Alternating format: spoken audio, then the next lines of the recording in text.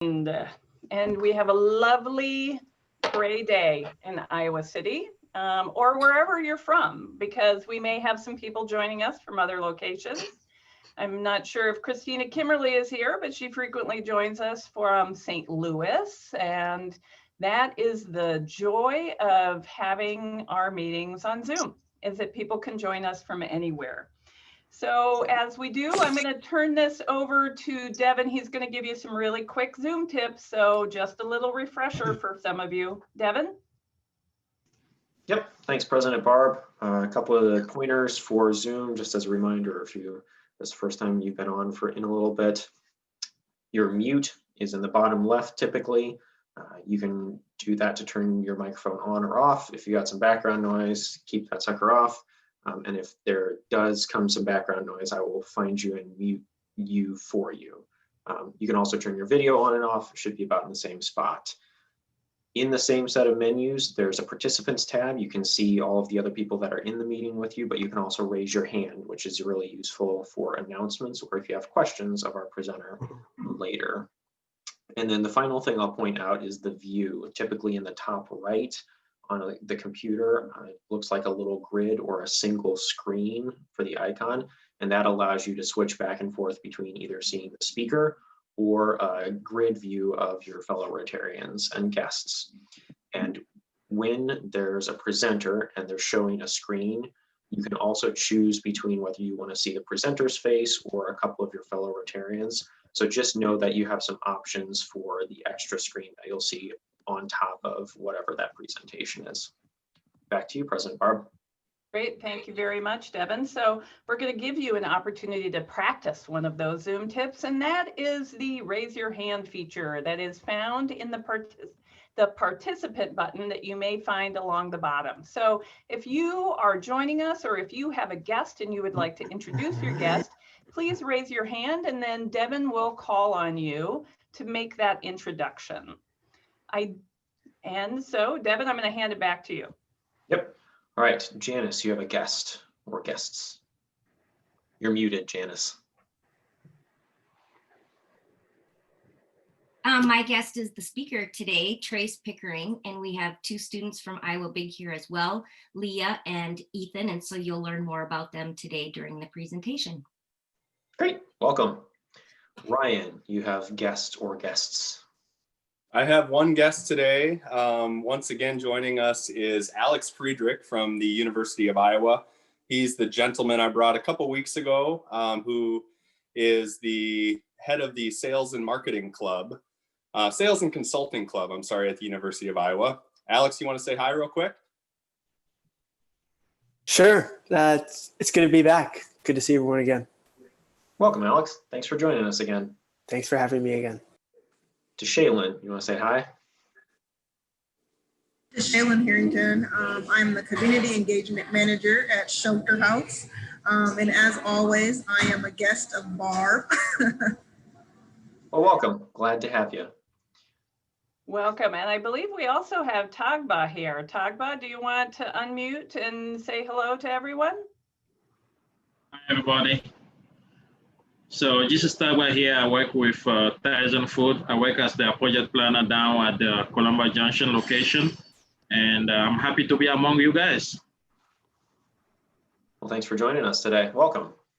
Excellent. Welcome to all of you. Happy to have you here. So next we'll move on to our announcements. And I want to go to our president-elect, Eric Weiler, for the first announcement today. Eric? Great. Yeah, it's great to see everybody. Have an invitation to extend tonight at 6:30 after you've had dinner, but before the debate starts. Our Rotary District is hosting a fun event called One Rotary Summit. And you might wonder, what in the world is One Rotary Summit? Some of the events they have scheduled starting at 6:30, our Rotary District Governor, Steve Dakin, is going to give opening comments on the state of our Rotary. We're going to talk about innovative clubs. We're going to talk about inclusion and diversity. And finally, we're going to talk about public image. And I heard a rumor that our own Rotarian Ryan Bell is helping out with that public image presentation. So it's basically Rotary leaders and Rotarians getting together and sharing ideas and best practices. The link to the meeting was sent out to all Rotarians in the email we received this morning. So if you're free at 6:30 tonight, we'd love to have you join us for an hour or so and get more engaged with Rotary. Back to you, President Barb. Great, thank you very much, Eric. So I'll be there. And if you want to join me, I'd love to have you join us for that Rotary event. Next, I'm going to go to Ryan Bell, who has kind of a little summary wrap-up announcement for us. Ryan? Yes, for any of you who were at the Adopt a Highway event on Saturday, thank you for joining. I know you had a wonderful time picking up a little bit of, or a lot of litter actually along our 1 mile stretch. We got it spick and span, and I would say, yes, thank you, Barb. I forgot we had visuals. So there's half of our crew. We had a lot of volunteers. We had, maybe 25 or so people. Try not to let my iPad fall. And I would say a special shout out, hopefully Joe Hughes is on the call today. His kids were rock star helpers. They, went away from the ditch and cleaned a farmer's field that had some plastic bags in it, and generally did probably the most work of any of us. So thanks for everybody coming. Excellent. Thank you, Ryan. It was great to be able to go out and try to recognize your fellow Rotarians when we were all bundled up with hats and then masks on top of it. It did make for an interesting challenge, let's say that, but it was great to get out and do some volunteer work. Next, I'm going to reach out to John Frazier, who's going to give us an update on Operation Warm. John? Hi, everyone. I want to express appreciation on behalf of all of us that are thinking about Operation Warm. We're off to a great start. We have already shipped 108 coats. That is based on approximately $1,900 worth of donations. This is a Zoom, Rotary Zoom. Children that are receiving those are very appreciative. In case you haven't noticed, the snow that was clinging to the trees a few days ago, it's getting cold. Next Monday, there's going to be a low of 23. So even though this program goes until the end of November, the earlier the better. As it turns out, we have identified through the agencies with whom we're working, which include Open Heartland, who gave us a presentation last week, and domestic violence. We've identified about as many children by height, weight, size, etc., as coats that we could possibly donate. So there's a constant group that are eager to wear these warm coats, and thank you very much. Barb's making sure that we've posted the website where we can go and donate very easily and very securely, tax deductible donation. And also, if you choose instead to write a check, the address to send the check to Operation Warm. Thank you again. These children are very appreciative, I guarantee you. Thanks, That's President. great. Thanks so much, John. I appreciate that. So think about that, people. Over 100 coats. Kids who didn't have coats now have coats, thanks to the good work of our club. But we can still do more, right? We can still do more, and we still have time. So please think about it. The coats are like $17, $19 a piece. So, a little bit of money goes to making sure that people can have the coats that they need. Think about those kids. They need them for the playground, right?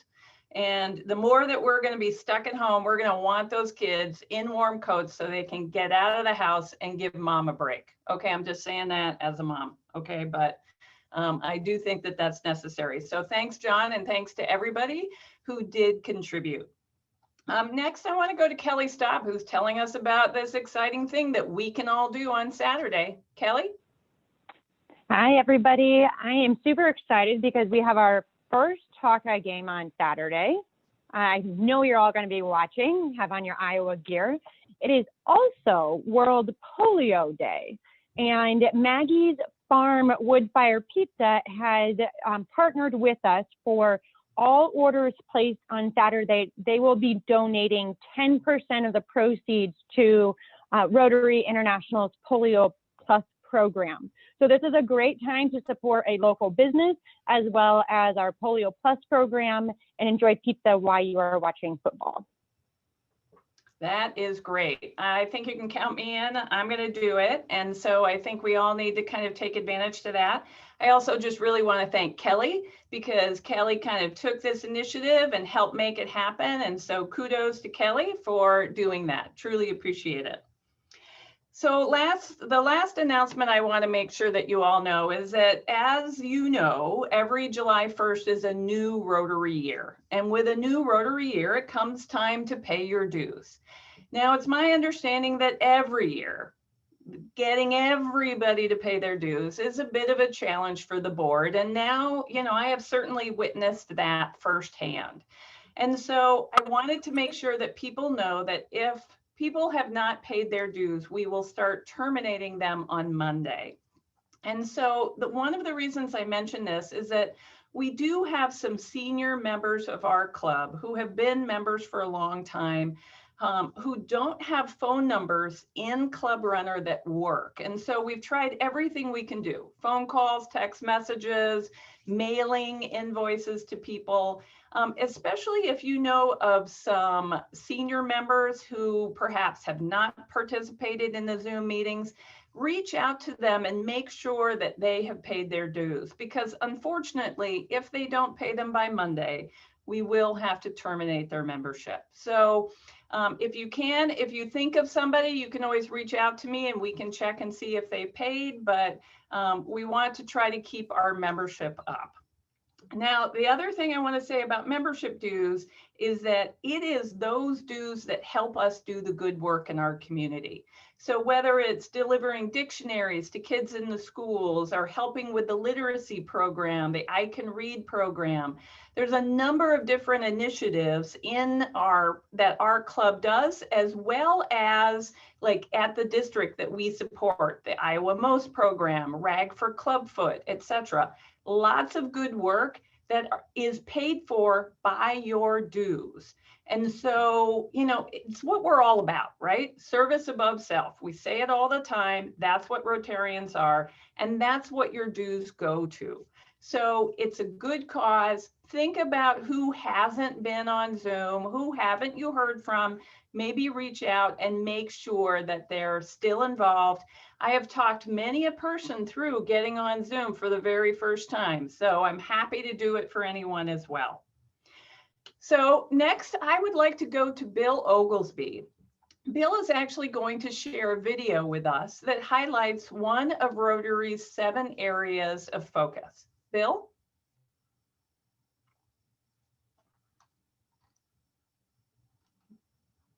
So do we see Bill here at all, Devin? I was just looking. I do not see him. Okay, well, we'll check and see if he comes in a little bit later. So in the meantime, I'm actually going to go to Patty McCarthy then. Patty is going to give us her Rotary moment of gratitude and positivity. Patty? Thank you, President Barb. It is just great to see everybody. And I must say that being able to connect names with faces through Zoom has just made me feel even closer in my 2nd year of being a Rotarian to everyone. I'm very grateful that we are able to get together, and I hope you're having a good day. It was wonderful to feel the mist on my face this morning and see the brilliant red-orange leaves in our yard tree. And then I spotted an owl in the tree in the back when I was making coffee this morning. But mostly I am grateful for words. And those of you who know me know that I work for Iowa City Public Library. So maybe it's not a surprise that I like words, but I have liked words forever. And in stressful times, I find positivity in music as well as reading. And lately, my playlist has included a lot of the Beatles, and particularly Let It Be. That was sort of an anthem in my youth. And those words, let it be, whisper words of wisdom, you know, and the encouragement to just let it go, don't worry about it, which turn into the same words a couple stanzas later. yeah, let it be. There will be an answer. Take on new meaning and the hopefulness that comes with looking forward to a new way of doing things, a world with peace. Just brilliant, I think. Plus, it's a catchy. I enjoyed Bruce Springsteen, The Rising. I don't know if folks are familiar with that, the song that he wrote after September 11th, and it's call for healing and connection. Come on up for the rising. Come on up, lay your hands in mine. Come on up for the rising. Again, brilliant, but most I'm going to talk about a couple of books because I am grateful for being able to expand my knowledge, to find joy, to find solace, to find happiness, to stoke my curiosity. So here are titles, and if you want, I can put them in the chat. But things that I've read lately that I thought might resonate with others and bring you some positivity. So the first one is actually named Local History is its focus, Beer Money, A Tale of Iowa City's Beer Mafia by S.C. Sherman. It just came out this year. And if you've ever heard of the Iowa City beer riots, you'll learn a lot more about them. Really interesting book. Then I have another one that you could read with your children and grandchildren. I enjoyed just reading it to my husband because sometimes we do nerdy things like that where we read aloud to each other. Anyway, 50 plus African-American women who changed the world. Cheryl Willis Hudson, who's written a lot about African-Americans and their contributions. And then the one that I'm just so jazzed about right now is The Ones We've Been Waiting For, How a New Generation of Leaders Will Transform America by Charlotte Alter. She is an amazing writer for Time Magazine and New York Times, and she's written about millennials in a way that just will sell you, will have hope, and we'll all be better, I think. So that's all I want to say. Thank you so much for your kind attention, and thank you for listening to my words. That's great, Patty. And please do go into the chat and enter the titles of those books. You know, I myself am a huge fan of the public library, and I also love the fact that if you're not really sure what you should read next, you just ask a librarian, because they have this amazing wealth and knowledge and can kind of figure out, well, do you like this or do you like that? And then they'll rattle off this amazing list of books. So highly recommend. Let's all take a look, and you might want to visit the public library, put your book on hold. That's what you can do these days. And they have it really easy that you can go up and pick up your book. So you can't actually go into the library and browse, but you can walk by and kind of, you can put it on hold and then you just come by and pick it up, super easy. So we do have another announcement from Anna Moyer Stone. Anna? Thanks, Barb. Gosh, I love this club so much. There's coats for moms, there's pizza for football, there's book recommendations, like you're getting everything. So you're also going to get a little bit more of Ryan Bell and me, because the United Way of Johnson and Washington County's Power of the Purse event has started. And Ryan and I are the campaign co-chairs for this year's United Way campaign. Go to the website, buy your ticket. I am also not hitting you up for tickets this year for the Joint Service Club Luncheon. It's true, so you can buy your ticket for Power of the Purse. And then the event is actually next Thursday, the 29th. And I am emceeing the event, so if you want to figure out how to MC an event virtually, you'll get to find out next Thursday. And we've also invited Ryan to also MC, because he wants to spend the night with some ladies and needs to update his accessories. Ryan? Clearly, my purse choice for today does not match at all. So I'm in the market for some more matching style purses, and really a lifelong goal of mine is to have a shoe collection like Anna's. So I'm kind of interested to watch her in this environment and see if she can control herself and not just buy everything. So should be fun. Please join us. That is wonderful. So think about it. It's the power of the purse, United Ways plan, and do plan that on November 12th, we will have the Joint Service Club luncheon, and you don't need the Magic Gold ticket. All you need is the Zoom link that you already have, right? It's the exact same Zoom link every single week. And we'll just have a lot more people joining us that week, and President Harold will be addressing all of us. So we hope that you'll be able to join us for that meeting. Next, we'll move on to our program. So I'm going to ask that Janice Baldus introduce our guests today. Janice? All right. Well, I first learned about Iowa Big because my cousin Nate Pruitt was one of the very first teachers there. And I've just been so proud of the work that they're doing and being able to cheer them on. And so I've been working hard to get them to Rotary to be able to introduce this cool program to all of you. So today's speaker is Dr. Trace Pickering, and he is the co-founder and executive director of Iowa Big, a shared transformational education program with the Cedar Rapids, Linn-Mar, Alburnett, and College Community School Districts. Trace is an educational entrepreneur focused on creating educational experiences and environments that unleash human potential and allow kids to be fully human.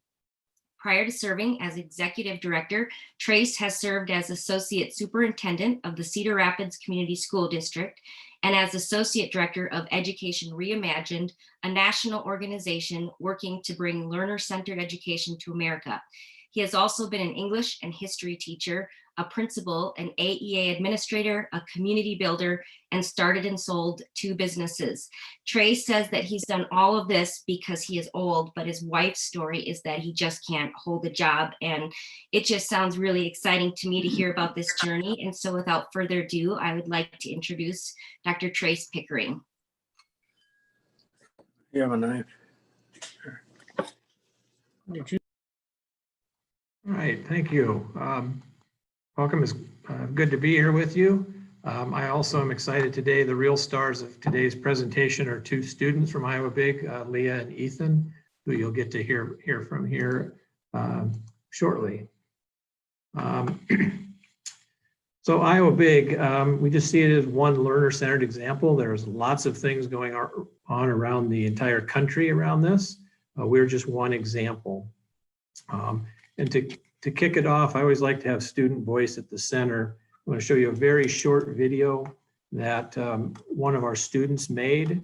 This young man wanted to be a filmmaker. He and a team of kids made a film, a documentary film, and submitted it to the Toronto Film Festival and won in his category. And he's now a filmmaker out in the San Francisco, the Bay Area. So this is, we asked him to do a 2-minute video on what it meant to be a student at Iowa Big. And here we go.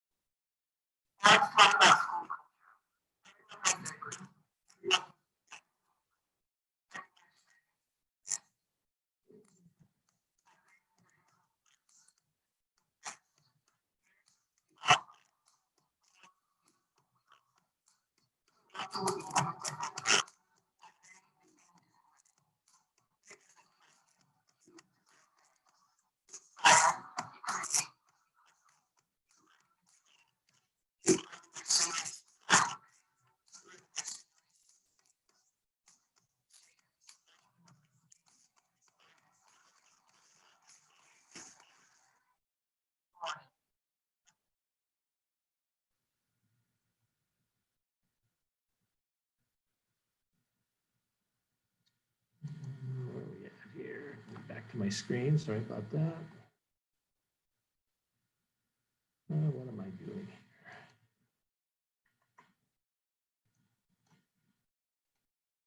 There we go. Sorry about that. Everybody see that again? Okay, so our vision at Iowa Big is to unleash human potential. We found that so many high school kids exit high school not really understanding the potential they have, or even seeing bits of it. And so we want to help them unleash that potential and see what's possible for themselves.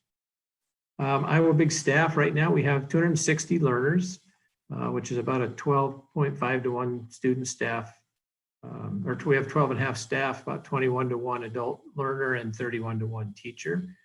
So a lot of people think, oh, you can do this because you have really low student teacher numbers. We don't. We're able to do it because we think a little different about school.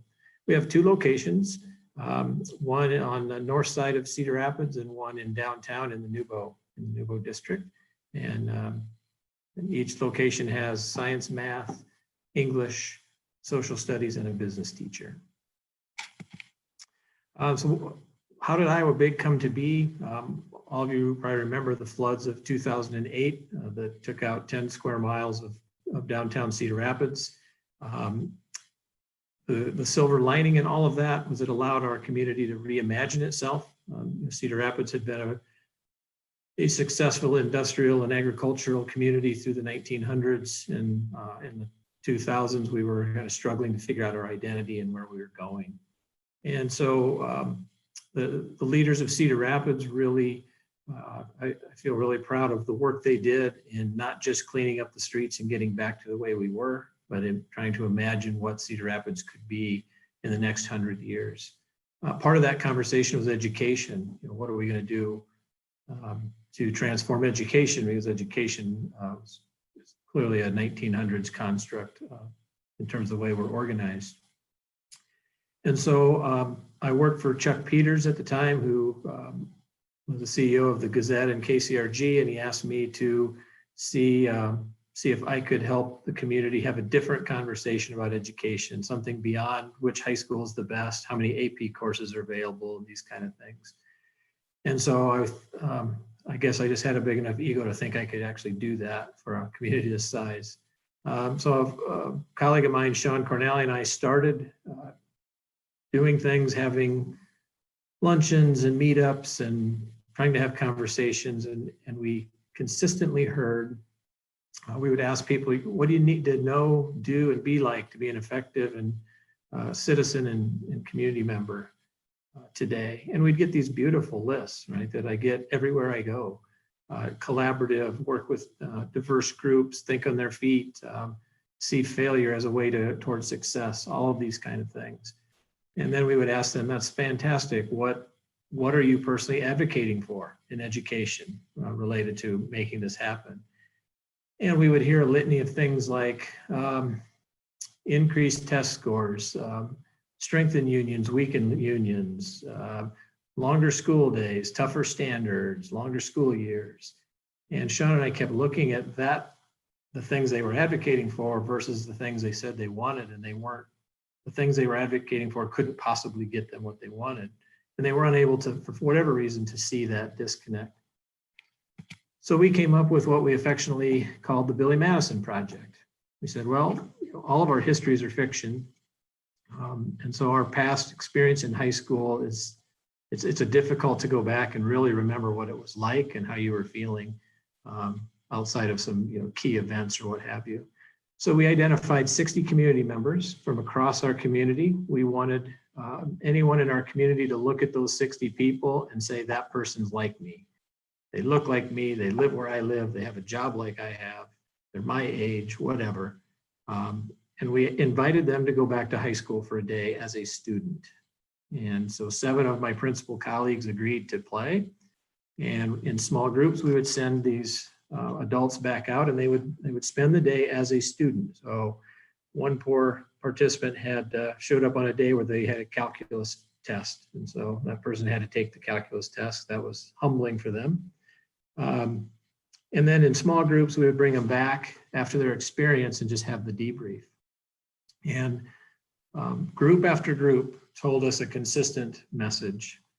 We would ask them, what do you need to know, do, and be like to be a successful adult and citizen? And we would get all those things. Problem solvers, having confidence, being a good reader, managing conflict, networking, on and on and on. And then our next question was, as a student in the high school for that day, how many of these things did you get to directly experience? Like almost zero, almost none of them. A few, but almost none. And so we had them talk some more about their experience as a student. And 3 themes emerged throughout all the groups. 1, kids are bored. 2, teachers are working their tails off trying to connect with kids and not make it boring. And the 3rd one was really eye-opening for Sean and I. We weren't sure anyone would see this, but they said it never dawned on us that separating out all the content and disciplines into separate classes decontextualizes all the learning. And decontextualized learning is boring and it's difficult to teach. And it doesn't make sense that we do that. And why are we doing that? And so our final question to them was, okay, great. If the system we have now cannot produce the things you say you want it to, what would you do if you had a blank sheet of paper? What would you design for a high school that would achieve the outcomes that you say are important in our adult lives? And they consistently came back and said 3 things. Focus on passion. Show me a passionate person, I will show you a resilient person, a person who knows how to build networks, who can fight through failure to find success, who can manage their emotion, all of these things. So kids have passions and interests. Let them lead with those passions and interests, because the teachers that we saw, we believe, could wrap around important standards and content around their interests. The second thing stung a little bit as an educator, but I had to admit they were right. They said, one of our participants said, has anyone ever made the observation or called out the idea that almost all the work that kids do in school is fake? Like, what are you talking about? Well, it's fake work, it's made up. It's made up to get a point on a sheet of paper or a grade or for one person. And why do you expect students to produce their best work for an audience of 1 for a task they know is fake and that doesn't have a life really beyond that activity? And so they said, we have plenty of opportunities and problems in our community, real ones. Why aren't we giving kids the opportunity to help us solve those things and find new ways to do things? And so I give them real work to do, authentic projects, and show them how content is actually pretty messy in the real world and how it's all kind of integrated. And the 3rd theme they came up with was get them out in the community. We have lots of teachers in our community who want to be connected with kids, like many of you in this club, who have so much to offer our kids and so much to teach them. Get them in connection with those kids. So those 3 themes became what we focused on: student passion, authentic projects, and integrated into the community. Cedar Rapids and college community agreed to give us a little sandbox to get started, and we're in our 8th year now. But how does this work? We have students for about half a day. They take core academic credits from us: English, sociology, psychology, stats and probability, on and on. We fill a project pool with meaningful projects across the career strands and across our community. Our learners come in and they choose the projects that they are interested in. And it's not based upon what course they're taking, because all of our projects are discipline integrated. But they choose the projects they care about. They engage with the business and community partner. We teach them the agile mindset. They engage with their partners to understand what the partner is looking for, what they need, and customer discovery, all those kind of things. And then they work on a solution together. The teacher's job then is not to build a curriculum up front, but to build a curriculum on the backside and provide the students with the learning and the content they need to get these projects done and to see what English looks like in real contexts and sociology and those kind of things. What we see is learners developing their networks, they're learning critical, what they call 21st century skills. And most importantly, I think, is they're building a resume and building a story that sets them apart when they apply for college scholarships or look for this internship. They have more than a GPA and a number of AP courses they've taken, and they can tell a story. They can talk about impact and all the things they've learned and how they've helped their community. So we really unapologetically focus on this. We're like, we put this word up and say, fill in the blank. Is it N, content, S, contest, or X, context? And we're unapologetically about the X.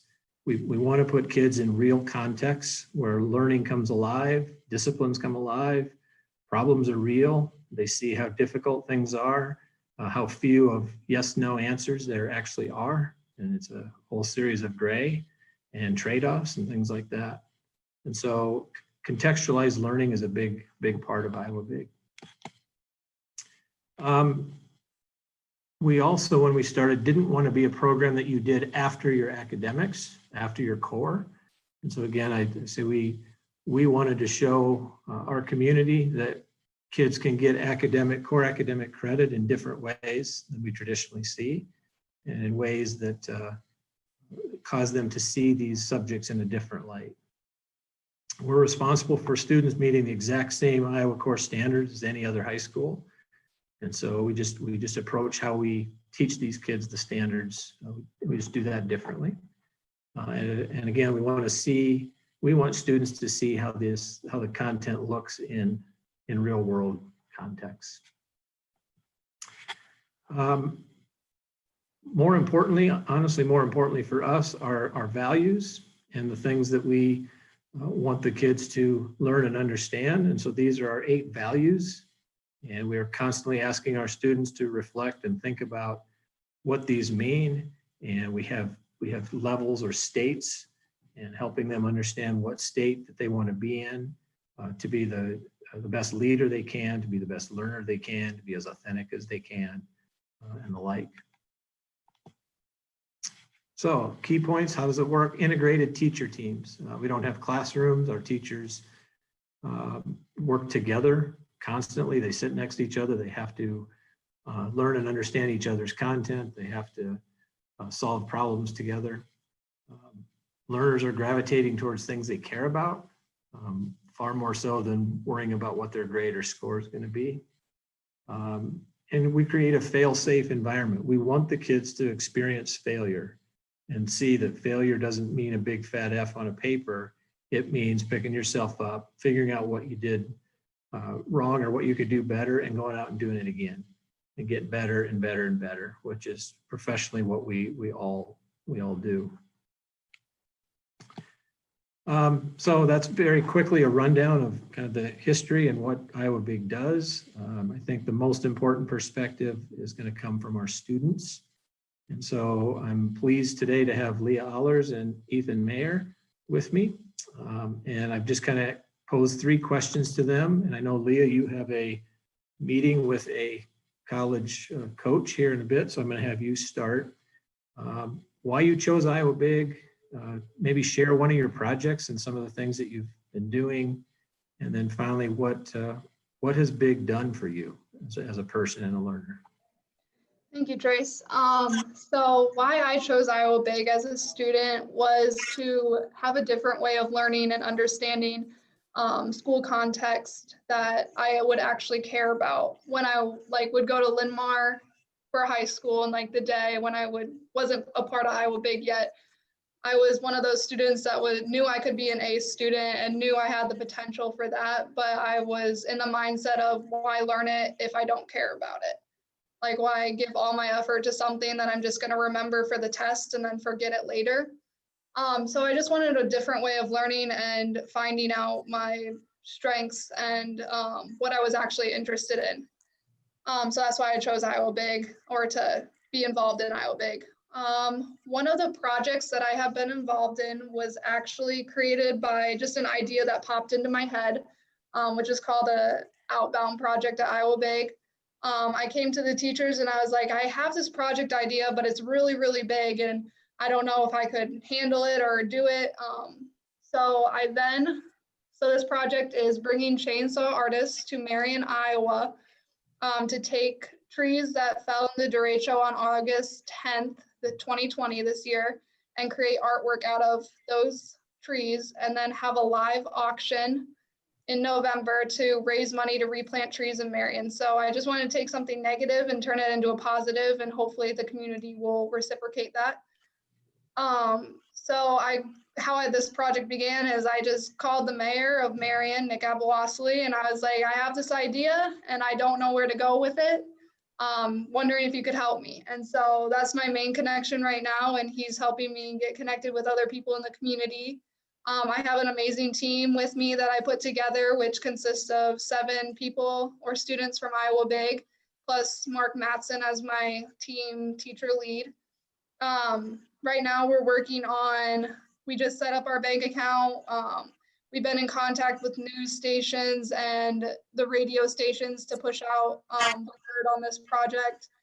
And we wrote a press release, so we've gotten a lot done. We have about 6 chainsaw artists on this project that are willing to come down to carve. So that's kind of the whole ordeal of that project. And then what Iowa Big has done for me, it's definitely, with all the projects I've been on, created a networking system or connections with different businesses out in the community that I can reach out to for a like resume, or like a I don't know what it is, but like the people who write the letters of recommendation for you. I've definitely had a lot of connections with business people, and I think the networking is really big. Thanks, Leah. Ethan. Yeah, so I'm a second-year Iowa Big student. I'm a senior at Linn-Mar High School, just like Leah. I chose Iowa Big because my older brother actually went to it, and he would always come home after school and tell me about all these cool things he was doing. And that really got me inspired to want to do that too. And I also felt like school was so boring and I needed something to challenge my mind instead of just going to class and getting A's on every test, you know?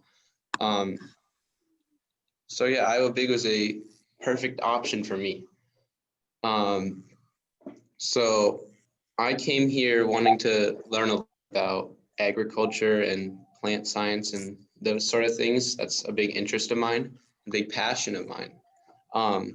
And so I came looking for a project that would fulfill that. And last year, in my first year at Big, I found a project that fit that perfectly. It's a cell phone. Oh.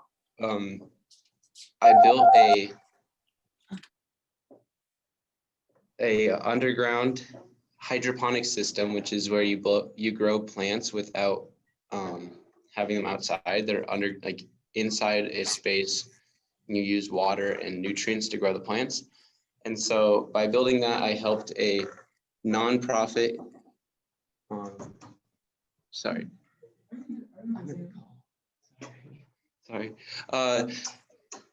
I helped a nonprofit feed the homeless with the food I grew, and I made tons of connections with Matthew 25, which is a charity here in Cedar Rapids.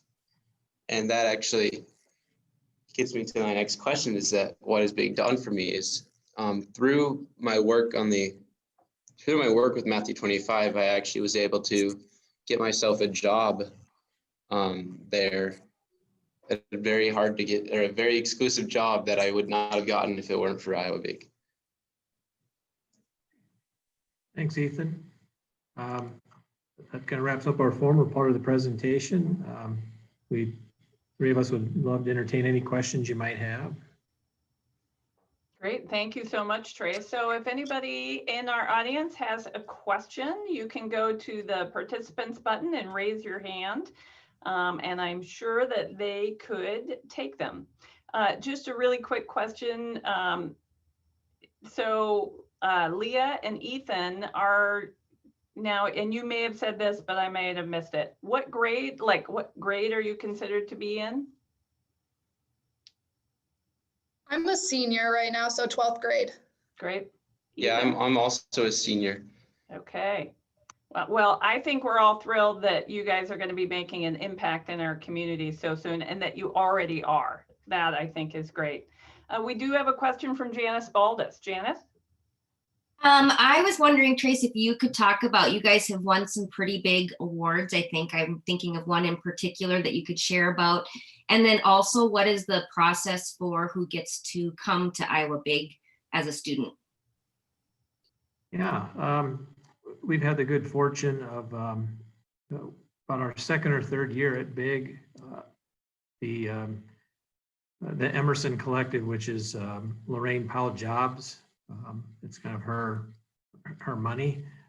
They started a project called the XQ Super School Project, and they went out and looked for the most innovative transformational high school programs and schools they could find, and they wanted to fund them.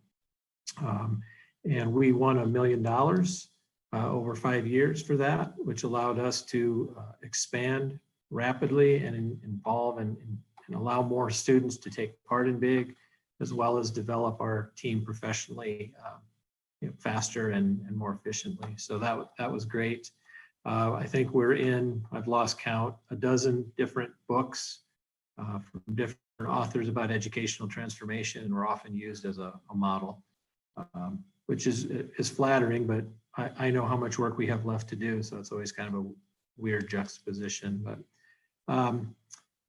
when we started Big, one of the things that we recognized about traditional models of schooling is that they often put artificial barriers in front of kids who needed opportunities the most. So there is no GPA requirement. There's no behavior requirement. Iowa Big is open to any student in our 4 districts who feel like this is the kind of learning environment that's best suited for them. And as a result, year after year, we have kids whose GPA ranges from about 1.6 to 4.4. We have students who've never done anything wrong at school, and students who have a hard time staying out of any kind of trouble at school. And we experience them very differently here.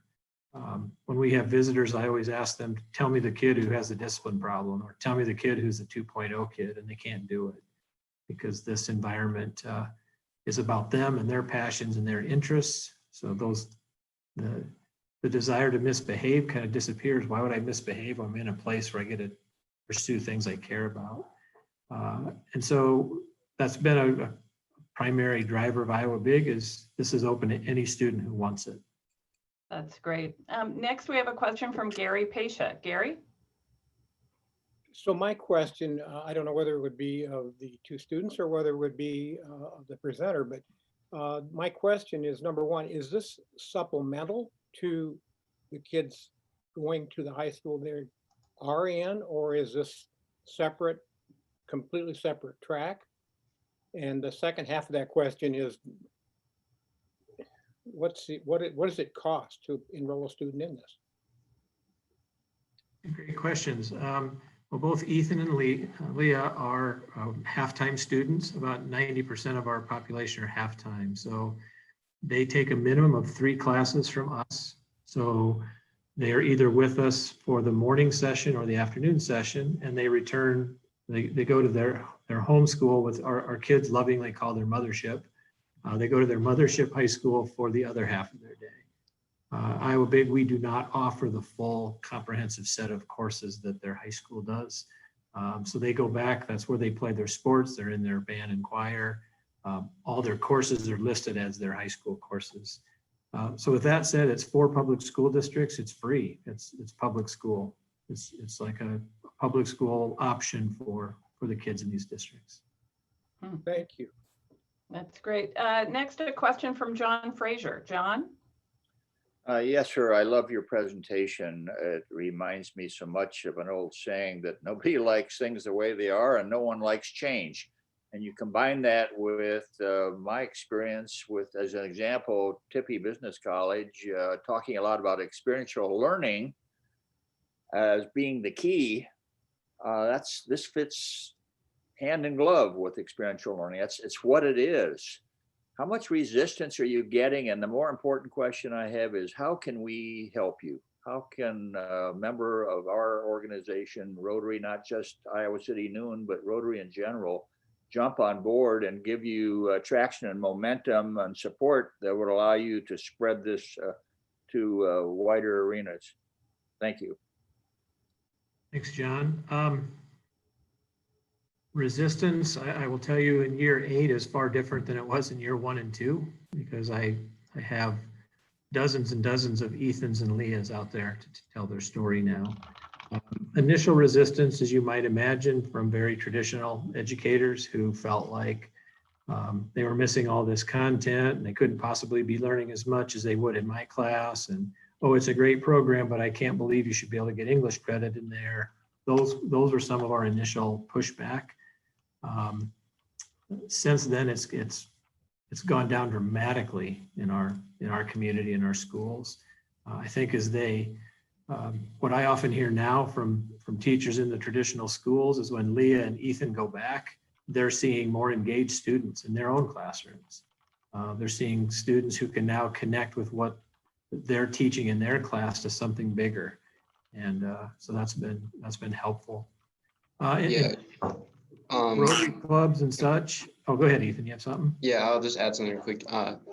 Since I started going to Iowa Big, I've actually noticed my grades have improved about, I'd say about 5 to 10% in every class I take. So I think that by going to Big, it helps me stay engaged in my class and helps me pay attention when I used to never pay attention or want to do anything. I can go off that too. With Ethan, like never being engaged in a class or anything like that, I think I'm definitely more engaged because I can relate it to something more than just a test or something. And that's helped me a lot. And then your second part of the question is, how can organizations like Rotary help? Having the opportunity to share our story like this is powerful. When people ask, schools need to change. Like you said, everybody wants to change, but nobody wants to be the first ones to change. We can be a place you can point to say, well, if they can do it, if we can do it in Cedar Rapids, I can do it, anybody can do it, right? I think the other thing in terms of Rotary Club is we are always looking for great projects from business, nonprofit, government agencies. We're looking for projects that we would consider kind of messy. They don't have a clear outcome. You don't have an algorithm that gets you from A to B. And it's something you'd have the kids engage in. Not necessarily business critical things, but all of you in your organizations probably have projects or things that you want to do that always ends up on the, gosh, I wish we had time for that list. Those are the projects that our kids love to take on, and they benefit the partners as well as the kids. Those would be the primary things I would say would be of great support for us. Great, Trace. We do have a question from a member in the chat who asked, is there any consideration to expanding the grades to elementary or to middle school even? Yeah, we have a few programs in Cedar Rapids working with freshmen. We're primarily sophomores, juniors, and seniors. And then we have 2 middle schools in Cedar Rapids who've gone to a magnet school model, and they're adapting what we're doing to that age appropriate and experimenting with what that looks like. So it'll look a bit different because of the custodial nature of younger kids, the needs there, but certainly doable at all these levels. Well, that is excellent. Thank you very much, Trace and Ethan and Leah, for a great presentation. Definitely insightful. It's one of the things I love about Rotary is that we get to come to a meeting like this and learn about a program that we've never known about before. So, and in honor of your presentation today and your organization, our club will actually make a $10 donation to Rotary International's Polio Plus program in your names. And that donation is actually matched 2-to-1 by the Bill and Melinda Gates Foundation. So that simple $30 donation will actually provide 70 vaccinations for polio. So we will do that in your name, and we really want to thank you for spending the time with us today. Thank you very much. Thank you. You bet. And so with that, I believe that's the end of our meeting. If all of our members would like to, you're welcome to unmute your microphones and join us in the 4-way test. Of the things that we think, say, or do, is it the truth? Is it fair to all concerned? Will it build goodwill and better friendships? Will it be beneficial to all concerned? And with that, our meeting is adjourned. Thank you, everybody. Hope you have a wonderful day.